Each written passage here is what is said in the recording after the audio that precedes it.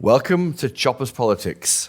Well, it's been a difficult week for MPs in the House of Commons. The passing of 72 hours has done little to numb the shock and sadness we all felt when we heard of the tragic and senseless death of Sir David Amess. Today, on behalf of the entire Labour Party, I want to lean across, to reach across, and to acknowledge the pain that's felt on the opposite benches, and I do. The killing of Sir David Amess hangs like a cloud over Westminster this week. And so while later in the podcast we'll cast our eyes over other subjects with Andrew Mitchell MP and former Labour Cabinet Minister Alan Milburn, it will be remiss of us not to start with a conversation today about MP security, not least because on Thursday the threat level towards our MPs was lifted from moderate to substantial amid fears of copycat attacks. So joining me today to discuss this challenging subject is Theresa Villiers, a former Conservative Environment and Northern Ireland Secretary. Theresa Villiers, welcome to Choppers Politics. It's really nice to be here, Chris. Can I ask, how do you remember Sir David Amess? He was always someone with a cheery smile, full of energy, full of enthusiasm, and we worked together on a number of important causes. He was quintessentially a local MP, wasn't he? I mean, his Twitter account was Amess Southend or something, wasn't it? So he was definitely Mr. Southend, wasn't he? He was devoted to his constituency, he really was. But actually, he found a huge amount of time for causes which have relevance and importance way beyond the boundaries of Southend. Of particular note is his decades of support for more humane treatment of animals, and also another matter on which we worked together was concern for human rights in Iran and campaigning for democratic freedoms in Iran. So he had a broad portfolio of interests. Yeah. His death has profoundly shocked Parliament. I was privileged to be on the front row of the press gallery watching the tributes on Monday, and it was deeply affecting, as I'm sure it was for you. It is just so sad. I mean, for me, it took some days to sink in. Those tributes in Parliament were very moving, and they told us so much about David that actually quite a number of the speeches were quite funny. I mean, he was always, the guy there with an anecdote, the funny story, and we all felt, I'm sure I can speak for all MPs, we felt this sort of profound sense of sadness. And it's affecting and changing the way you do your business, the nuts and bolts work with constituents. Have you taken measures to strengthen your own security you can talk about?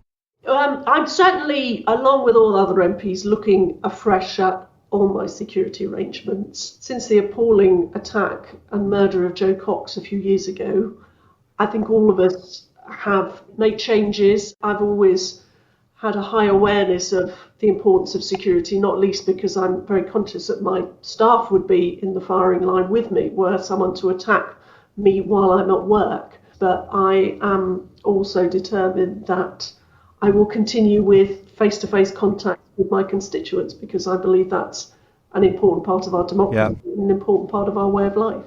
That connection is the thread which binds you to your seat, doesn't it? It's what makes it different here in our country, having this first-past-the-post system, having an individual MP looking after a big cohort. And it's that connection which is at the heart of our democracy, isn't it? Yeah, and it is a real connection. I've been elected under two systems. I was previously an MEP elected under a list system, and you just don't have that connection that you do with first past the post. When I met and sort of discussed things with colleagues in the European Parliament, I mean, they expressed sort of astonishment at the kind of grassroots sort of regular contact that UK MPs have with their constituents, and I think that's a real strength. I mean, I remember a particular example. Someone turned up at my advice surgery and talked to me about how the organisations running our waterways weren't recognising the fact that people actually use them as places to live as well as their other uses. And I raised this with the housing minister at the time, Grant Shapps, and he sent me a perfectly polite reply back saying he'd look into this. And then just a few weeks later, there was some big, significant government announcement on how we were going to have a much stronger focus on our waterways as places for people to live in. And I texted Grant to say, thank you so much for that. I'm sure my constituent will welcome it. You may remember I contacted you about it. And Grant responded, yes, your constituent was where I got the idea. So it just demonstrates that literally, one person coming to see their MP can change government policy. And that's why it matters so much. Can you talk about any of the threats you've experienced? Well, I don't feel that I've been on the end of the degree of sort of venom and vitriol that some of my colleagues have. It's shocking to hear what they've been subjected to, particularly a number of the Labour women MPs in the previous Parliament being on the end of really horrible anti-Semitic abuse. But I've had death threats, and there are routinely messages that we refer to the police, and my understanding from my staff is my office was subject to a criminal damage attack overnight. So even now, it is, I'm afraid, a regular part of MPs' activities that they're on the end of threats. What's caused it, do you think? Is there a coarsening in our public debate? And maybe that interactions with MPs is the point at which it kind of bursts out. What's created this? Or is it? Well, I think firstly I'd distinguish the crime that took place in relation to David Amess. We don't know the circumstance. And the Islamist sort of threat is separate. But looking at the broader picture of why it is that he seemed to be on the end of so much more abuse. A lot of political discourse does seem to have got nastier. I've particularly noticed it in the years since around sort of 2017. And I certainly felt that a number of the groups and individuals who were particularly identified with Jeremy Corbyn could be very aggressive in the way that they express themselves online. And I think it is important for all political parties to encourage their supporters. These individuals may not agree with me, but it's perfectly possible to make political points robustly without it having a nasty undertone. But as I say, thankfully, I haven't been subjected to the same degree of abuse as, sadly, a number of my colleagues have. The atmosphere in politics, I think, there undoubtedly were issues with the sort of the Corbyn phenomenon. I think it is important that Labour deals with that. And maybe Brexit, not the result so much as the having the referendum in the first place.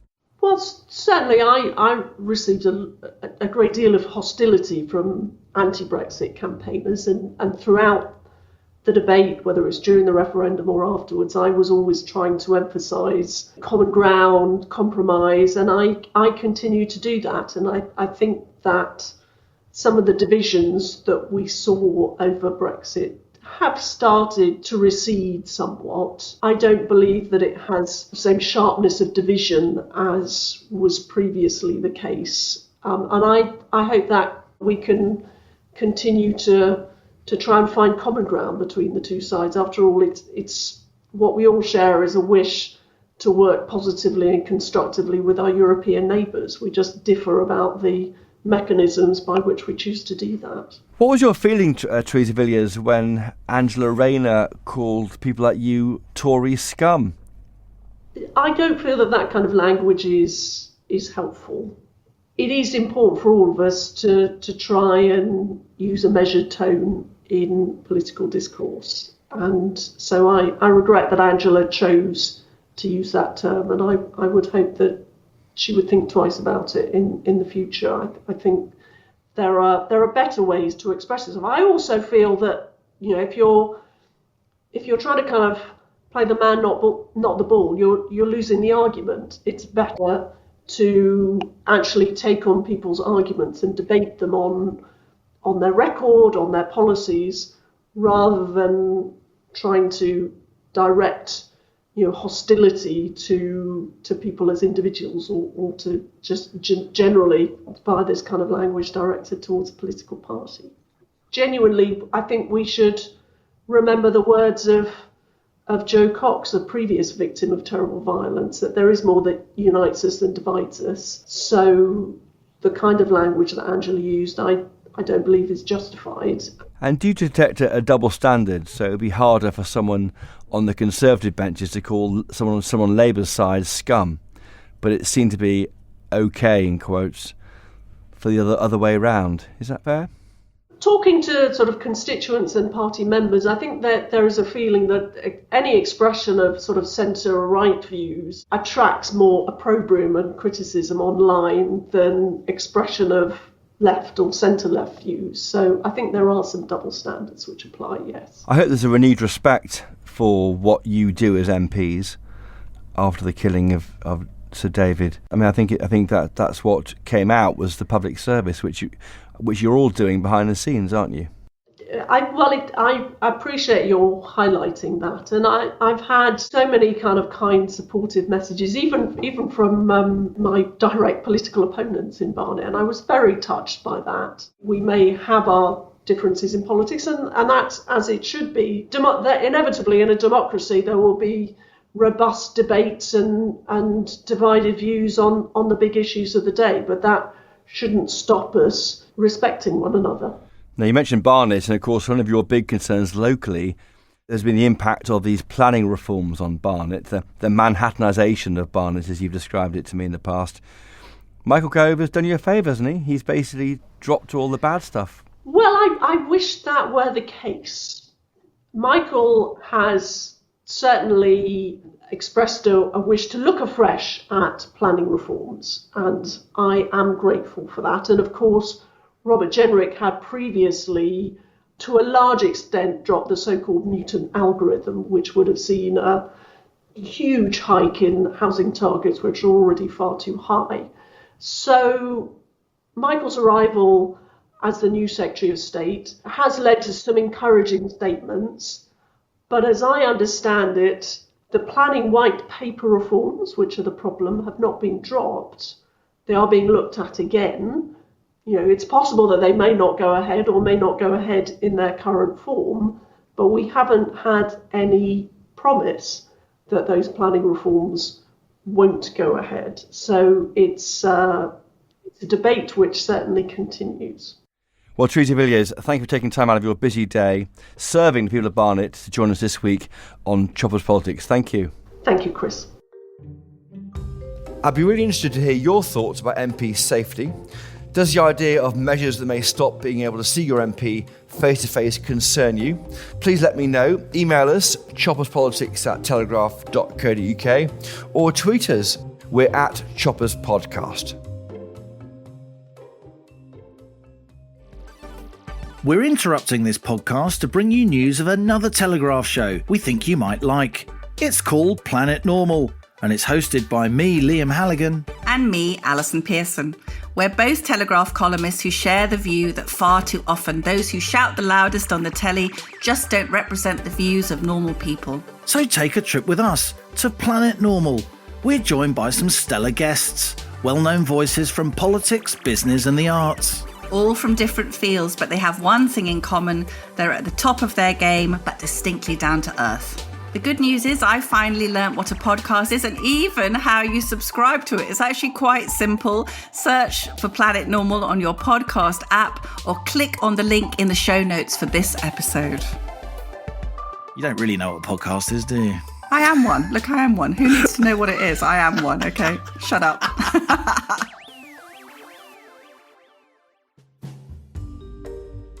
Now, Andrew Mitchell is one of our most experienced MPs, serving in Parliament for more than 3 decades and several times at the top of the Tory government.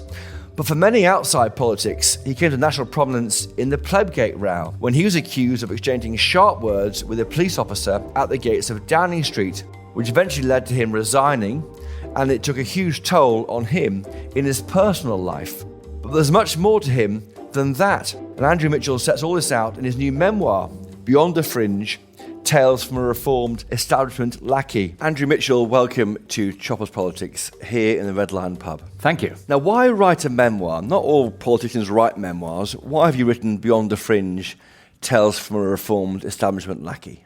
Well, it's all the fault of your colleague, Michael Crick. At the start of lockdown, we were having a natter. He's writing a book about Nigel Farage. And he said, what are you going to do during the long evenings of lockdown? And I said, I hadn't really decided. And he said, well, why don't you write a book? Why don't you put in the book all those stories you've told me down the years about the whipping and the whip's office and about Boris and so on? And if you don't do it, I'm going to do it and put it in my diaries. So sort of incentivized by that, I wrote the chapter on the whip's office. Yes, I'm looking at chapter 10, Whipping Like Stripping is Best Done in Private. The book is mainly about the stories from the Maastricht era, because although I was chief whip later, my main whipping experience was during those years. We did keep John Major's government afloat night after night, winning votes by 2 or 3 at 3 or 2 in the morning. And, I saw more of my brothers in arms in the whip's office than I saw of my wife and family over that year. And almost more than you saw your baby when it was born, because you were told you asked for time off, didn't you? Yes, I said to my whip, my wife is having a baby, and I'd like to be there. But it's a 3-line whip. It was the night of the Ken Baker Great Education Reform Bill, and my whip said, well, we'll let you know. And he came and saw me with a very straight face the next day, and he said, if it was you who was having the baby, then that would be understandable. But as it's your wife, we can't really see why you need to be away. Gosh, haven't times changed? I mean, you write here, a whip is not moral or immoral, but amoral. Well, the whips can make representations. The chief whip will tell the Prime Minister whether he thinks a measure is passable through the House of Commons or not. And if the Cabinet decide that the measure's to go through, then the whip's job is to get it through. And it doesn't really matter what the whip thinks, but that's their job. And so the example I use is if the government decide that the slaughter of the firstborn bill needs to pass through Parliament, then it's the whip's job to explain to the members of his or her flock, that's the members of Parliament they look after, that there are too many firstborns. They are fettering the opportunities of the secondborn and thirdborn. And have you not looked at the demographics of your constituency? Can't you see how popular this will be with all the second and thirdborn? So I think it's a sort of example that a whip is there to secure the vote. That's what they want to do. And like the mafia, it's not personal, it's business. Yes, and so lockdown didn't help that, because they need to apply the thumb screws in person, don't they, whenever they can? Well, I don't think there's very much violence these days in Parliament, although when I was a whip, I saw one of my colleagues in the whip's office, who was a very big fellow, actually lift Jerry Hayes off the ground by his tie. Gosh. And Jack Straw, actually on the other side of the House, just to show that it's not just the Tories, Jack Straw recalls being pressed up against a wall when he was going to vote against his own government, and suddenly finding his balls being held in the whip's hands and squeezed. And squeezed! There's a chapter called Boris, My Part in His Ascent. You talk about how you got him onto the candidates list originally, onto the MEP list originally, and then, of course, and that was blocked by John Major, no less.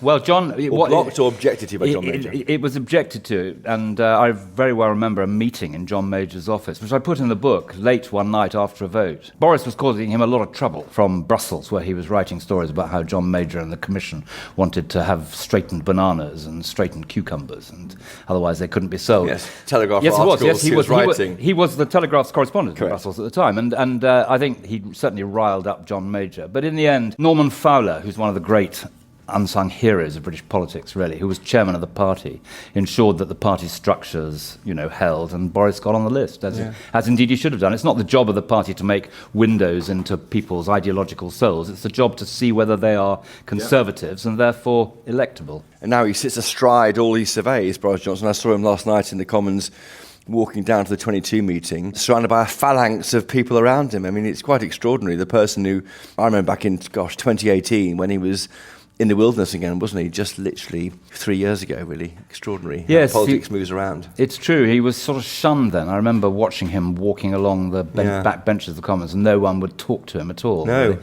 And he's always been a friend of mine, Boris. Always supported him, really, because I think he is a quite remarkable politician. And, of course, at the last election, he won all those red wall seats. Let me just come to that support. I'm reading here in the book on page 260, you talk about how when you came out to support Boris Johnson in the leadership campaign in July 2019, he told you, I need you on the team, and you said, yes, thanks, Boris, I'm very touched, and you'll be keeping DFID as a separate department. Boris said, DFID is safe. And no question of going back on the 8.7% GDP aid promise. Absolutely, he replied. Now, of course, since then, he's done both those things. He's taken DFID back into FCDO, and he's gone back on the 8.7% pledge. Can he be trusted, your Prime Minister? Well, I think when politicians, they say that each other don't tell the truth and so on, I think that's not really very helpful to political discourse. I think I'd just say that, to be kind, I think he changed his mind on these things. But they are, both of them, disastrous for Britain. You also said, when you were busy in 2019 fighting in West Midlands in key marginals, red wall seats, I imagine, which did turn blue, you said it's in the course of national indignation and scandal that you weren't back in the government, and this will be addressed in due course. Well, we sit here in the Red Lion pub. You've got time on your hands. You're a backbencher. Why aren't you back in the government? Well, I don't know. That's politics is a very random walk, and you've just seen quite a brutal reshuffle where good people have had their services dispensed with. But that is the nature of politics, and I do try to describe in the book that there are three worthwhile parts of a parliamentary career. The three stages of MP. This is in the last chapter. I try and point out that the benefits of all three stages. There's the first stage, which is prior to front bench service. Then there's front bench service, and then there's post-front bench service. And, you can move from 3 to 2. Probably when you move from 2 to 3, it won't be at a time of your own making. Or never leave one, because we think... Or never leave one, no, of your colleague and friend, David. But David was a happy member of Parliament, precisely because he wanted to be the Secretary of State for Southend. He didn't want to be in the government, And there's nothing wrong with that at all. And in fact, that is the bread and butter, isn't it, being an MP? It is. And funnily enough, I say in the book, which was long before this dreadful tragedy took place, that MPs tend to be kinder than their public image. And the example I give in there is that David had the next door office to me in Parliament. And I remember walking in one day, and he was dictating into a dictating machine a letter to a constituent. And I heard him say the following. These were his exact words. He said, "Dear Mrs. Smith, I am extremely sorry to hear about the very sad death of Percy." New paragraph. "Percy was your much-loved budgerigard." And, he obviously had heard that one of his people he knew in Southend was grieving an animal and wrote them a nice letter. I know. And, of course, he was president, wasn't he, of the Conservative Animal Welfare Association or some such. So he had that role. He was very difficult to pigeonhole because, of course, he was a very firm Brexiteer. Mrs. Thatcher was his great heroine. But he was one of the 26 people who voted with me against the government's policies on cutting the 0.7. We're talking, of course, on Thursday morning, the reports of threats against two more colleagues of yours. How are you approaching this weekend? Well, I think we all have to do it in our own way. But I think that if you go into politics, you want to be a member of Parliament, you've got to have that relationship with your constituents. And it can't really be mediated. I walk through the royal town of Sutton Coldfield every week. People come up to me and they talk about the issues of the day. Sometimes favourable to the government, sometimes not favourable. But I think that sort of relationship is the essence of being an MP. It's that umbilical cord, isn't it? Yeah, and I'm not going to change it. Just going back on your book here, has it made you more self-reflective? Has it made you a better person? Yes, I think it certainly makes you go back over things you've done. And any political career, doesn't matter who it is, any political career is littered with failure. That's inevitable. I certainly recognise that in myself. Well, what advice would you give the young Andrew Mitchell when you were first elected to Parliament in 1987 for Gedling? I think I'd reiterate to him the very important message that to get on in politics, you need boundless energy and a very thick skin. Yes, and was it too thin then?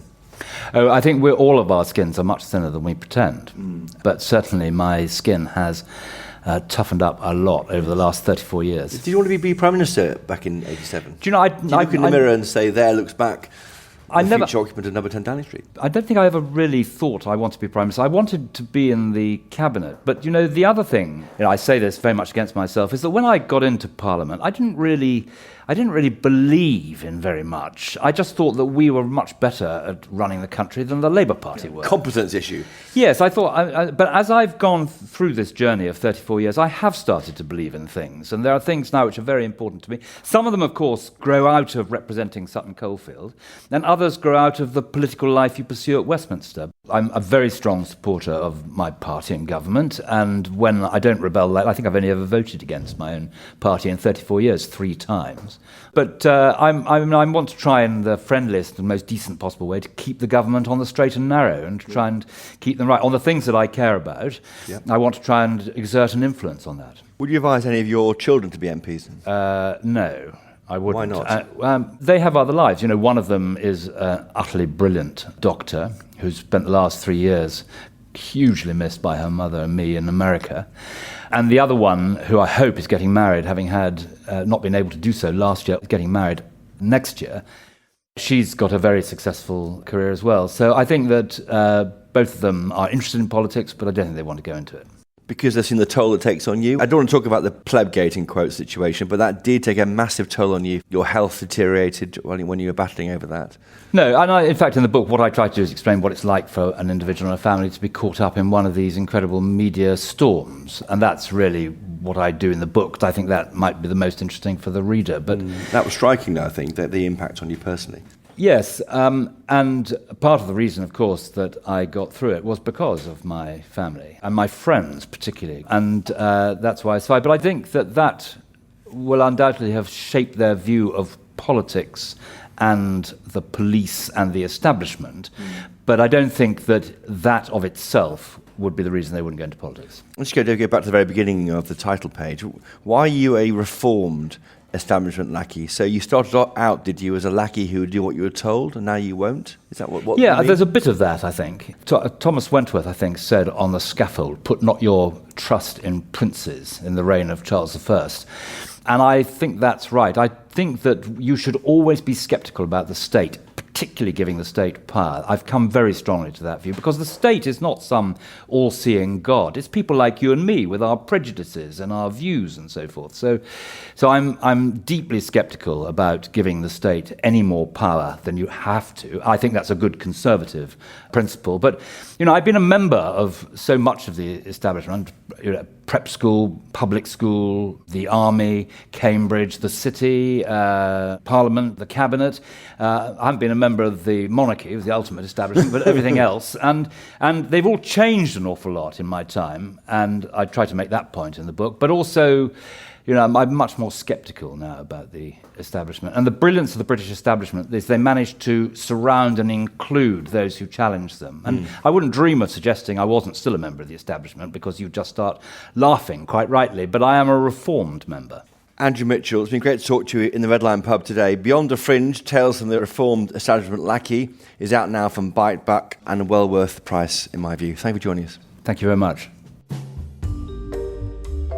Now, if you're a regular listener to this podcast, and there are many tens of thousands of you, thank you. I feel like there's a high chance you may have caught the Blair and Brown documentary out recently on the BBC. And someone who appears quite regularly on the documentary is Alan Milburn. Alan Milburn was Tony Blair's health secretary when he announced a huge increase in spending on the NHS.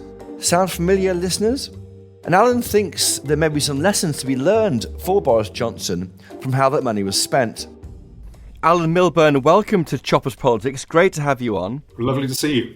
For younger listeners, what role did you play in the new Labour government? Well, I was in the government as a minister. I was probably best known as Secretary of State for Health, which I did sort of for 4 or 5 years. But I was also pretty close to Tony Blair. We were neighbouring MPs. So my seat was Darlington and his seat was Sedgefield. So we knew each other pretty well. And have you watched this new BBC documentary, Blair and Brown, The New Labour Years? It's almost the kind of visual memoir or the story of those years, isn't it? Yeah, no, it's a trip down memory lane. I've seen it all now. Like all of these things, when you've been there, you never feel that it quite gets to where you'd like it to get to.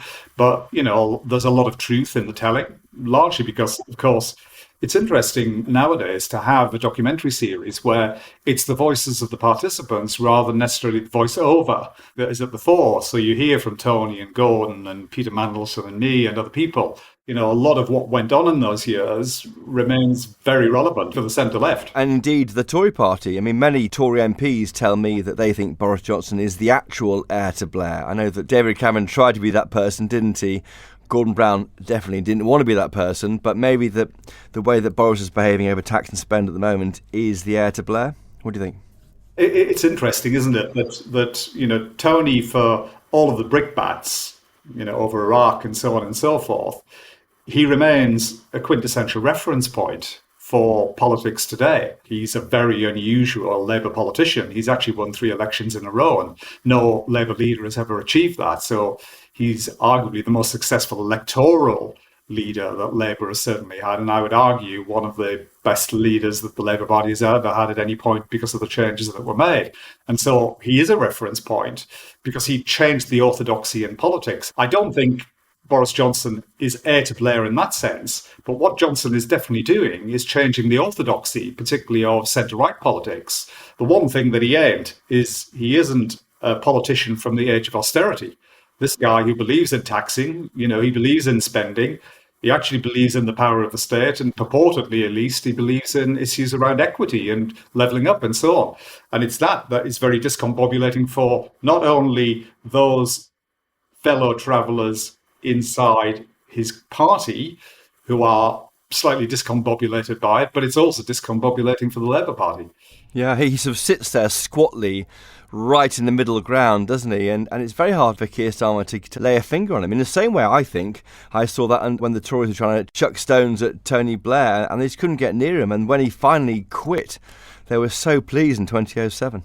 Yeah, look, I mean, Johnson is without doubt, for all of his detractors, and for all he can look like somebody who is bumbling and doesn't know what he's doing, he's a formidable politician. Let us be absolutely clear about that.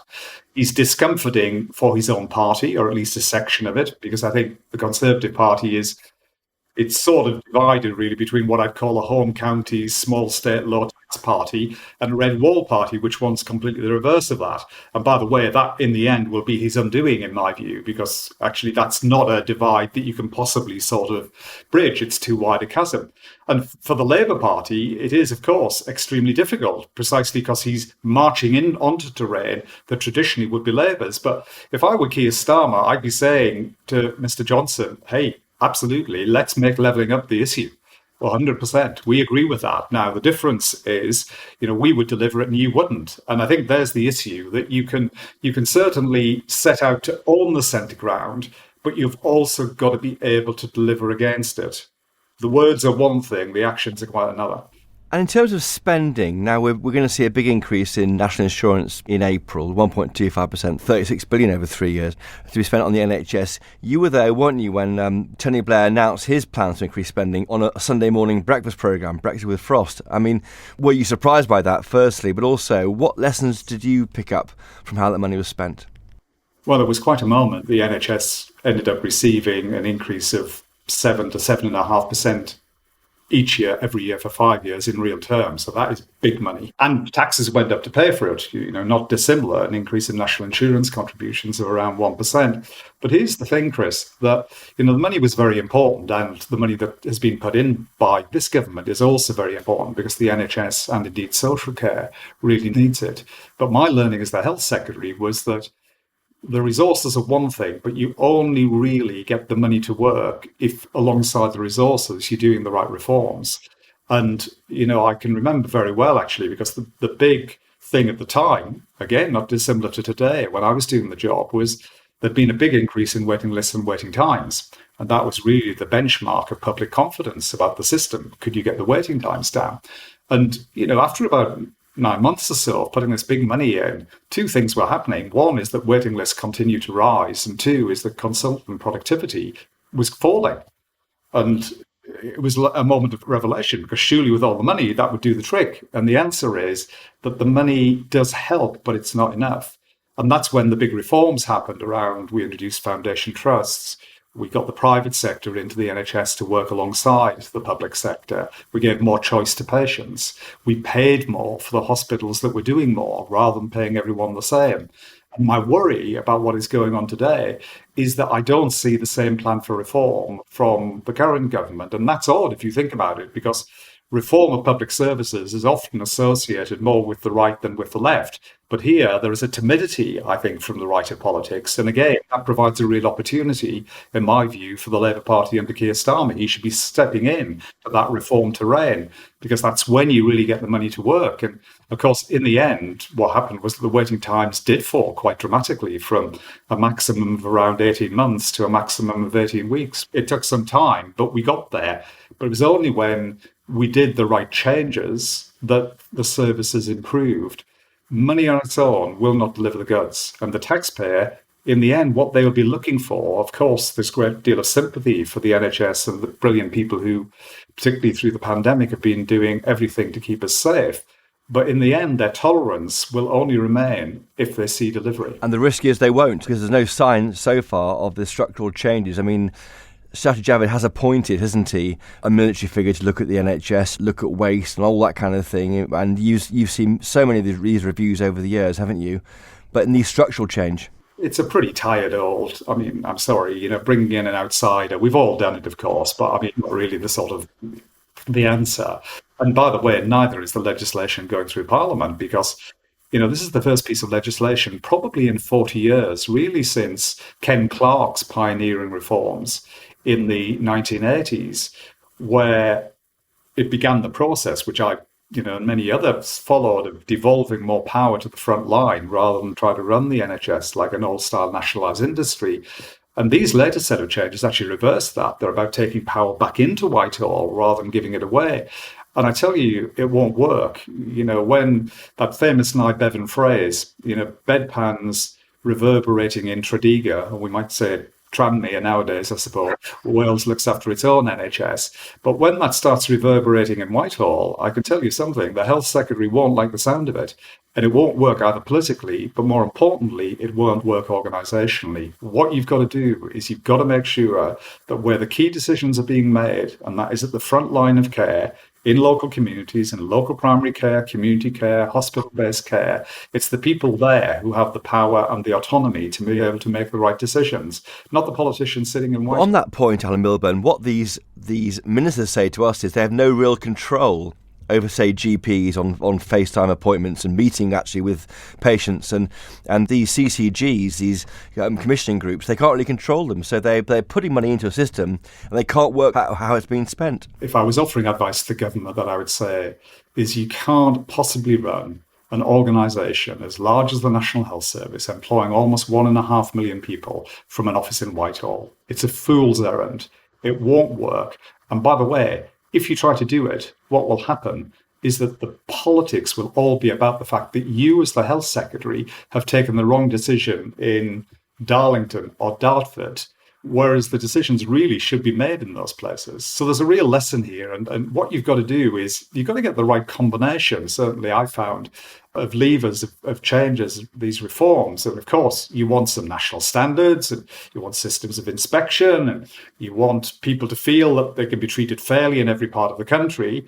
But equally, you want to have patients exercising choice, and you want greater transparency so patients can see where is a good place to go and where is a less good place to go. And what you should be doing, in my view at least, is rewarding the people and the organisations that are doing best in the system. So if right now the big battle is obviously on waiting lists, 1.5 million people waiting over 6 months for a hospital operation, I would be giving more money to those who can do more, those hospitals who can perform more. There's no sign at all of that, is there? There isn't. And by the way, that would include the private sector. You should be very pragmatic about the use of the private sector. This is not saying the private sector is better than the public sector any more than the other way around, but it's about saying let's use all the national resources that we have for the benefit of NHS patients.